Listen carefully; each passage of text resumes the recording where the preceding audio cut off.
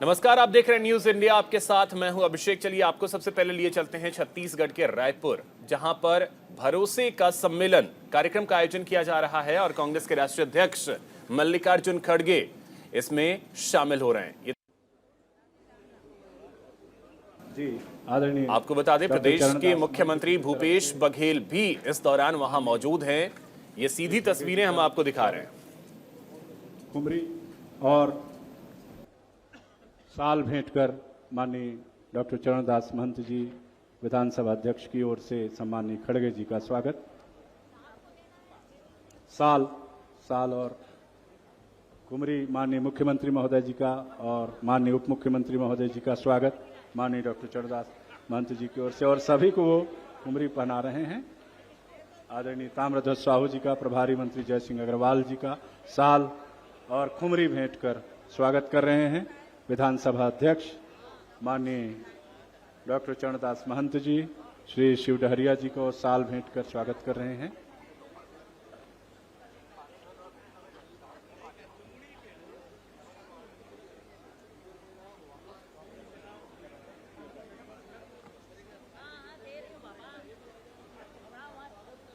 स्वागत जी आपका ना जी जी जी जी आप सबका बहुत बहुत धन्यवाद।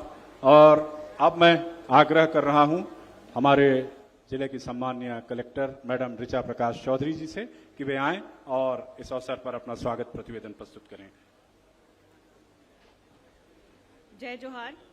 मंच पर उपस्थित मुख्य अतिथि माननीय मल्लिकार्जुन खड़गे जी, प्रदेश के मुख्यमंत्री माननीय भूपेश बघेल जी, विधानसभा अध्यक्ष माननीय डॉक्टर चरणदास महंत जी, पूर्व केंद्रीय मंत्री कुमारी शैलजा जी, उप मुख्यमंत्री श्री टी.एस. सिंहदेव जी, सांसद बस्तर दीपक बैद जी, सांसद कोरबा ज्योत्सना मैडम, समस्त कैबिनेट मंत्रीगण, मंच पर उपस्थित अन्य माननीय विधायकगण, जनप्रतिनिधिगण, मीडियागण, सभी का यहाँ पे स्वागत है। कोसा कासा कंचन की धरती जांजगीर में। और चलिए अब रुक करते हैं अगली खबर की ओर। पीएम मोदी ने अपने सोशल मीडिया अकाउंट की डीपी को बदला है। आपको बता दें कि प्रधानमंत्री मोदी ने ट्विटर अकाउंट पर अपनी डीपी को बदला है और डीपी पर उन्होंने अब तिरंगा झंडा की तस्वीर लगाई है। ये तस्वीर आप देखिए। देशवासियों से भी इस अभियान में जुड़ने की उन्होंने अपील की है। जनता से भी डीपी पर तिरंगा लगाने की अपील की है। तो देखिए, अब ट्विटर पर जो प्रधानमंत्री नरेंद्र मोदी का अकाउंट है उसकी डीपी अब तिरंगा झंडा आपको नजर आएगा। ये तस्वीर आप देखिए। प्रधानमंत्री नरेंद्र मोदी ने ट्वीट किया, हर घर तिरंगा अभियान को नई ऊंचाई पर ले जाएंगे। अपने सोशल मीडिया खातों की डीपी में तिरंगा लगाएं। इस अनूठे प्रयास को अपना समर्थन दें। ये ट्वीट किया है प्रधानमंत्री नरेंद्र मोदी ने। आपका समर्थन हमारे प्यारे देश और हमारे बीच के संबंध को मजबूत करेगा। हर घर तिरंगा अभियान से जुड़ने की उन्होंने अपील की है। इसी बीच आपको बता दें कि केंद्रीय गृह मंत्री अमित शाह गुजरात दौरे पर हैं और आज दूसरा दिन है। अहमदाबाद में अमित शाह ने ध्वजारोहण किया है। अमित शाह ने तिरंगा यात्रा को भी हरी झंडी दिखाई है। सामूहिक वृक्षारोपण कार्यक्रम में उन्होंने हिस्सा लिया है। तो अहमदाबाद में हैं केंद्रीय गृह मंत्री अमित शाह। ये देखिए, तिरंगा लहराते हुए आपको नजर आएंगे। साथ ही साथ वृक्षारोपण कार्यक्रम में उन्होंने हिस्सा लिया, पौधे लगाए। ये तस्वीरें आप देखें। साथ ही उन्होंने तिरंगा यात्रा को हरी झंडी भी दिखाई। ये तस्वीरें अहमदाबाद से, जहां तिरंगा यात्रा को हरी झंडी दिखाते हुए गृह मंत्री। 1857 से लेकर 1947 तक का 90 साल का हमारा आजादी का संघर्ष, जिसके परिणाम स्वरूप लोकतंत्र की जननी ऐसा हमारा ये देश आज दुनिया का सबसे बड़ा लोकतंत्र बनकर 75 साल से दुनिया में अपना रास्ता बना रहा है। परंतु हमें आजादी मिली, यहां जो युवा पीढ़ी है इसको मैं विशेष कर कहना चाहता हूं, हमें आजादी मिली, इसके पीछे लाखों करोड़ों लोगों ने 90 साल तक अविरत संघर्ष किया, पूरा जीवन बलिदान किया कई लोग युद्ध के मैदान में हंसते हंसते तोप के गोले के सामने खड़े रहकर शरीर के फुर्चे फुर्चे उड़ गए।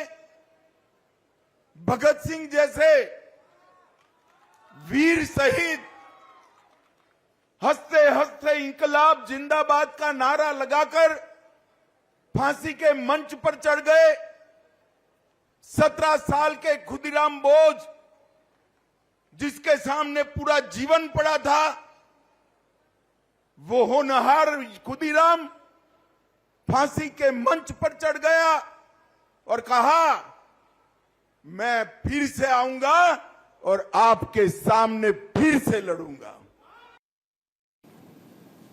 स्वतंत्रता दिवस को लेकर तैयारियां तेज कर दी गई हैं। लाल किले पर आज फुल ड्रेस रिहर्सल हुआ। सशस्त्र बलों ने फुल ड्रेस रिहर्सल की। दिल्ली पुलिस ने चप्पे चप्पे पर सुरक्षा बढ़ा दी है। सुरक्षा बल तैनात कर दिए गए हैं। वाहनों पर पैनी नजर रखी जा रही है। यह बड़ी खबर आपको बता दें, सशस्त्र बलों ने फुल ड्रेस रिहर्सल आज की। 15 अगस्त की तैयारियां पूरे जोर शोर से चल रही हैं। 15 अगस्त को देश 77वां स्वतंत्रता दिवस मनाने जा रहा है। इसके लिए राजधानी दिल्ली में तैयारी जोरों पर है। इसी कड़ी में आज लाल किले पर फुल ड्रेस रिहर्सल देखने को मिला। तस्वीरों में आप देख सकते हैं कि सेना के जवान लाल किले पर मार्च पास्ट कर रहे हैं। इसे देखते हुए दिल्ली में कई ट्रैफिक रूट्स को डाइवर्ट किया गया। ट्रैफिक पुलिस ने एडवाइजरी भी जारी की है, जिसमें वाहन चालकों को वैकल्पिक मार्गों का इस्तेमाल करने की सलाह दी गई है। साथ ही देखिए, तिरंगा यात्रा अलग अलग जगहों पर निकाली गई। 15 अगस्त की तैयारियां किस तरीके से चल रही हैं, उसकी तस्वीरें हम आपको दिखा रहे हैं। दिल्ली से श्रीनगर, छतरपुर दिल्ली की तस्वीरें हैं। इसके अलावा लखनऊ की तस्वीरें आप देख सकते हैं, जयपुर, प्रयागराज। तो देश भर में 77वें स्वतंत्रता दिवस को लेकर तैयारियां जोर शोर से चल रही हैं। तस्वीरें आप देखें।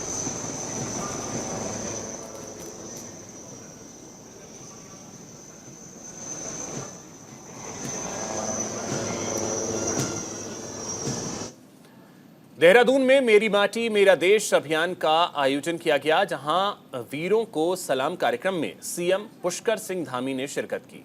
इस दौरान सीएम ने वीर जवानों को नमन किया। साथ ही गुच्छू पानी में पौधे लगाकर वृक्षारोपण का संदेश भी दिया। आपको बता दें कि यह अभियान 9 अगस्त को शुरू हुआ और 30 अगस्त को समाप्त होगा और इसमें गांव और ब्लॉक स्तर, स्थानीय शहरी निकायों के साथ साथ राज्य और राष्ट्रीय स्तर पर आयोजित किए जाने वाले कार्यक्रम शामिल होंगे। मानसून की सक्रियता है, जिस प्रकार से मौसम विभाग की चेतावनी है और अगले कुछ दिन भी लगातार मौसम विभाग का अलर्ट है, इसलिए हमने सभी से अनुरोध किया है और जो हमारे बाहर से आने वाले लोग हैं। चलिए अब बात करते हैं योगी आदित्यनाथ की, जो कि गोरखपुर के दौरे पर हैं। उन्होंने गोरखनाथ मंदिर परिसर में तिरंगा फहराकर हर घर तिरंगा अभियान की शुरुआत की। इसके बाद उन्होंने मोतीराम अड्डा में वेयर हाउस का उद्घाटन किया। इस वेयर हाउस का निर्माण करीब 1,23,000 वर्ग फीट इलाके में किया गया है। इस वेयर हाउस की परियोजना पर 30 करोड़ का निवेश किया गया है। इस परियोजना से लगभग 1,000 लोगों को रोजगार मिलेगा। ये देखिए, तिरंगे के साथ सेल्फी लेते हुए योगी आदित्यनाथ आपको नजर आएंगे।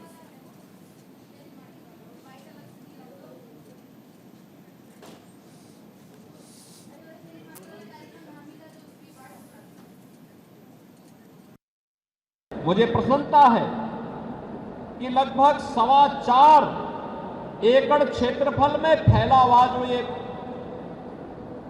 वेयर हाउस है, 1,23,000 वर्ग फुट भूमि पर यह खड़ा किया गया है और यह अपने आप में इस जनपद का तो संभवतः ये पहला वेयर हाउस है। गोरखपुर का तो पहला ही है, मेरा मानना है।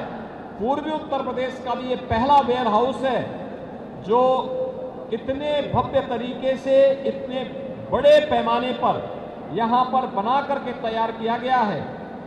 और ये भी मुझे प्रसन्नता है कि 2022 में जब हम लोग Uttar Pradesh global investor summit का आयोजन करने की तैयारी कर रहे थे, उस समय जो जनपद स्तर पर वेयर हाउसिंग एंड लॉजिस्टिक की पॉलिसी के तहत निवेश की संभावनाओं को आमंत्रित कर रहे थे, उसी समय श्री एसोसिएट ने राज्य सरकार के साथ अपना एमओयू किया और मात्र 9 महीने के अंदर इसको बना करके भी खड़ा कर दिया है।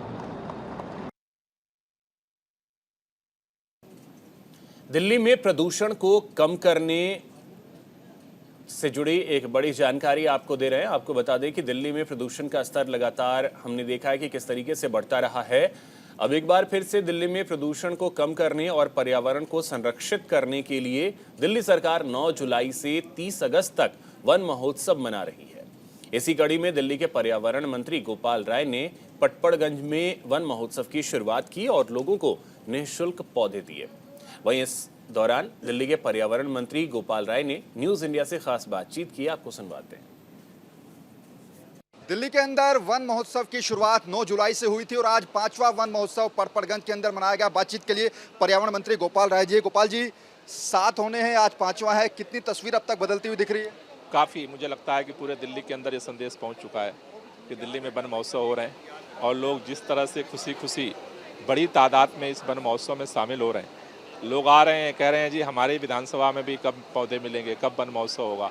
तो मुझे लगता है कि जो मकसद था इस वन महोत्सव का दिल्ली के मुख्यमंत्री जी का कि लोगों में जागरूकता बढ़ाई जाए, मुझे लगता है कि उसमें हम काफ़ी कामयाब हुए।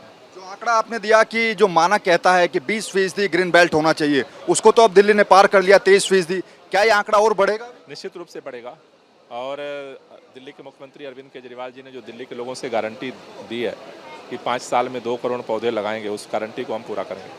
अच्छा, 52 लाख पौधे लगाने की बात आप लोग कर रहे हैं इस साल में। कई जगह पौधों को काटा भी जाता है, पेड़ों को काटा जाता है, उनकी देखरेख के लिए क्या कोई कमेटी बनाई गई?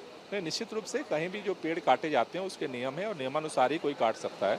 उस नियम को उल्लंघन करके कोई काटता है तो उसके खिलाफ कार्रवाई होती है। अच्छा, आखिरी सवाल, पोल्यूशन में आखिर कितनी कमी आएगी इस वजह से? क्योंकि मैं देख रहा हूँ जितने भी लोग यहाँ पर आए थे वो पौधे ले जाकर अपने घरों में लगा रहे हैं, निःशुल्क आप लोग पौधे बांट रहे हैं। पोल्यूशन में कितनी कमी आएगी, क्योंकि अभी तो आंकड़ा 30% है?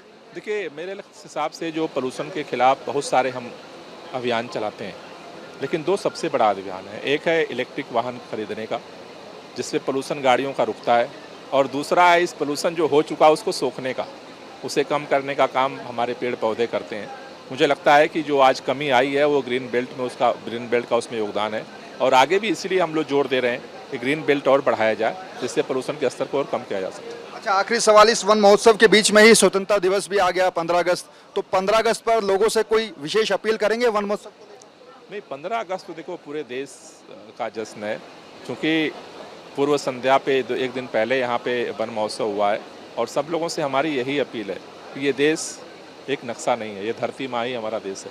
इसको जितना हम हरा भरा रखेंगे उतना ही हमारा देश बेहतर होगा। बिल्कुल, दिल्ली के अंदर ग्रीन बेल्ट को बढ़ाने के लिए ये जो वन महोत्सव है लगातार मनाया जा रहा है। हालांकि सवाल बड़ा है कि क्या पोल्यूशन में जो फिलहाल जो आंकड़ा निकल कर आया 30% पोल्यूशन कम हुआ है, क्या उसमें और ज्यादा बढ़ोतरी होगी? कैमरा पर्सन गोपाल के साथ नमित त्यागी, न्यूज इंडिया, दिल्ली। महाराष्ट्र की राजनीति के क्षत्रप शरद पवार को मनाने की कवायद शुरू हो गई है। राज्य के डिप्टी सीएम अजित पवार और एनसीपी चीफ शरद पवार से पुणे में सीक्रेट मीटिंग हुई है। बैठक कोरेगांव पार्क इलाके में एक बिजनेसमैन के बंगले पर हुई। करीब 1 घंटे चली इस मीटिंग में एनसीपी नेता जयंत पाटिल भी मौजूद रहे। एनसीपी में फूट पड़ने के बाद अजित और शरद की ये चौथी मुलाकात है। चाचा भतीजे की इस मुलाकात को महाराष्ट्र की सियासत में बेहद अहम माना जा रहा है। अजीत दादा तुम आगे बढ़ो, अरे अजीत दादा तुम आगे बढ़ो।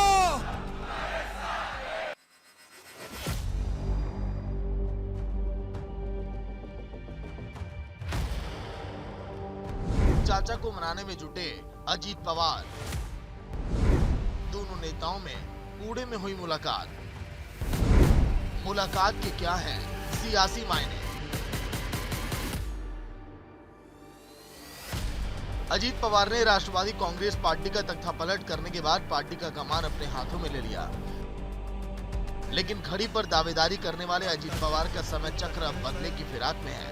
इसी कड़ी में महाराष्ट्र के डिप्टी सीएम अजीत पवार ने पुणे में एनसीपी अध्यक्ष शरद पवार से मुलाकात की।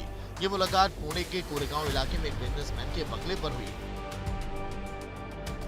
करीब 1 घंटे तक चली इस मीटिंग में एनसीपी के नेता जयंत पाटिल भी मौजूद थे। दोनों नेताओं के बीच अचानक की इस मुलाकात से महाराष्ट्र में एक बार फिर सियासत गरमाने की आशंका जताई जा रही है। लेकिन बैठक में क्या बातें हुई, इस पर अजीत पवार और शरद पवार की तरफ से कुछ भी नहीं कहा गया। अजीत जयंत ने मीडिया को दिया चकमा। शरद पवार और अजीत पवार की पुणे में हुई बैठक को बेहद गुप्त रखा गया। महाराष्ट्र के डिप्टी सीएम अजीत पवार और जयंत पाटिल मीडिया को चकमा देकर बैठक में शामिल हुए। कहा यह जा रहा कि अजीत पवार सरकारी काफिला छोड़कर बैठक में पहुंचे, वहीं जयंत पार्टी कार्यकर्ताओं की गाड़ी से रवाना हुए और मीटिंग में शामिल हुए।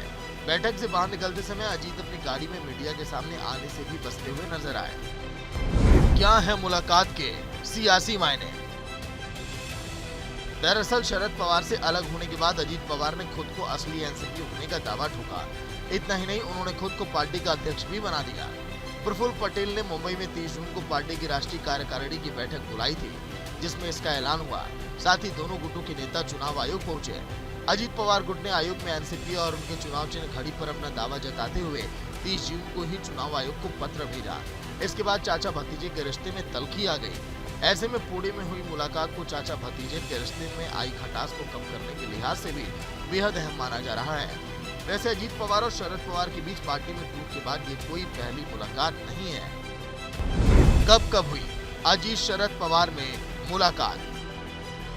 एनसीपी में टूट के बाद पुणे में हुई अजीत पवार और शरद पवार की चौथी मुलाकात है। आइए आपको बता दें कि दोनों जून के बाद से कब मिले हैं। पहली मुलाकात पहले 14 जुलाई को अजीत ने शरद से उनके घर पर मुलाकात की थी। अजीत अपनी चाची प्रतिभा पवार से मिलने गए, जिन्हें एक सर्जरी के बाद हॉस्पिटल से छुट्टी मिली थी। दूसरी मुलाकात इसके बाद 16 जुलाई को अजीत ने बागी विधायकों के साथ शरद से मुलाकात की थी। ये मीटिंग मुंबई के NCP office YB Chavan centre पर हुई थी। तीसरी मुलाकात फिर 17 जुलाई को महाराष्ट्र विधानसभा के मानसून सत्र शुरू होने पर हमने दोबारा पवार साहब का आशीर्वाद दिया। हमने पवार साहब से निवेदन किया कि वे पार्टी को एकजुट रखें। चौथी मुलाकात ये मुलाकात हुई पुणे में। सियासी हलकों में माना जा रहा है कि अजीत पवार ने इस मुलाकात में चाचा शरद पवार को मनाने की पूरी कोशिश की है।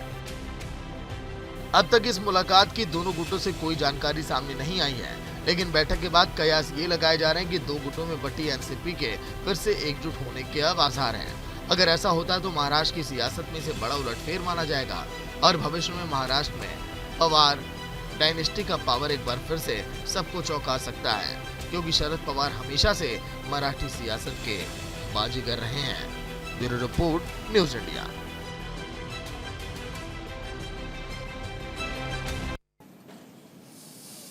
तो इसी के साथ इस बुलेटिन में इतना ही। नमस्कार।